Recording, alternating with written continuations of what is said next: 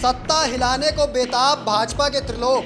केंद्रीय विश्वविद्यालय का जो परिसर का निर्माण होना है, ठग पार्टी की षड्यंत्रकारी जो सरकार है 30 करोड़ रुपए जमा करवाना है, उसको लेकर टाल मटोल कर रही है। कांग्रेस के मिशन 2024 पर लगाएंगे रोक।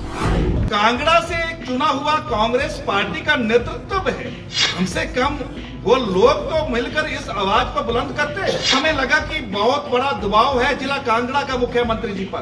माननीय मुख्यमंत्री जी, कांगड़ा के लोग इतने बुद्धू नहीं हैं। फिर आरोप है कि कांगड़ा के साथ जो बेईमानी हो रही है, जो भेदभाव हो रहा है, जो सौतेला व्यवहार हो रहा है। कांगड़ा चंबा बनेगा सियासी भूकंप का केंद्र।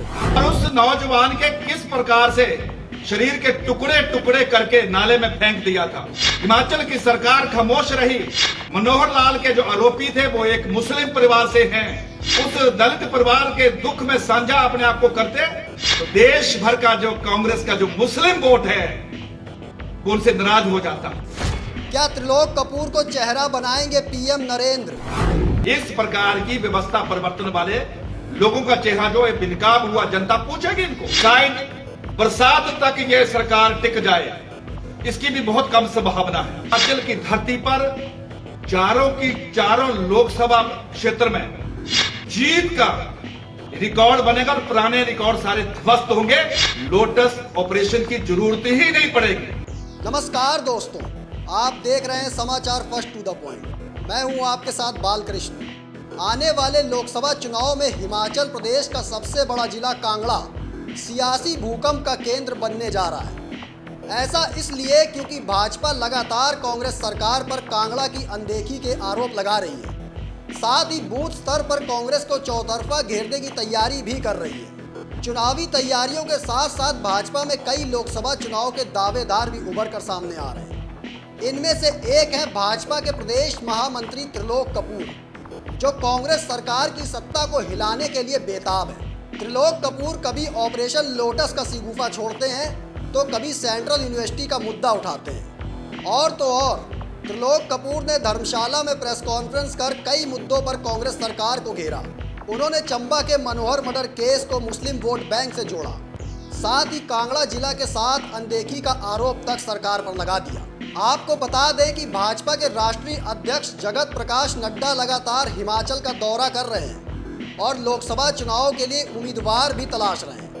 ऐसे में कांगड़ा चंबा से चर्चा है कि अगर किशन कपूर का टिकट कटता है तो एसटी उम्मीदवार के रूप में त्रिलोक कपूर सबसे मजबूत दावेदार भाजपा की तरफ से हो सकते हैं। त्रिलोक कपूर को दूसरी बार प्रदेश संगठन का महामंत्री बनाया गया है।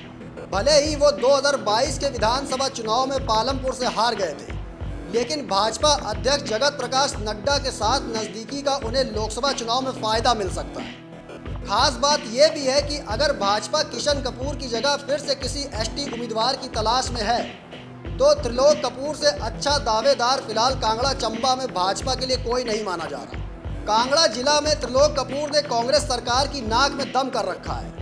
वो कई बार ऑपरेशन लोटस की बात कह चुके हैं। फिलहाल देखने वाली बात होगी कि त्रिलोक कपूर को टिकट मिलता है या फिर उनकी जगह कोई और होता है।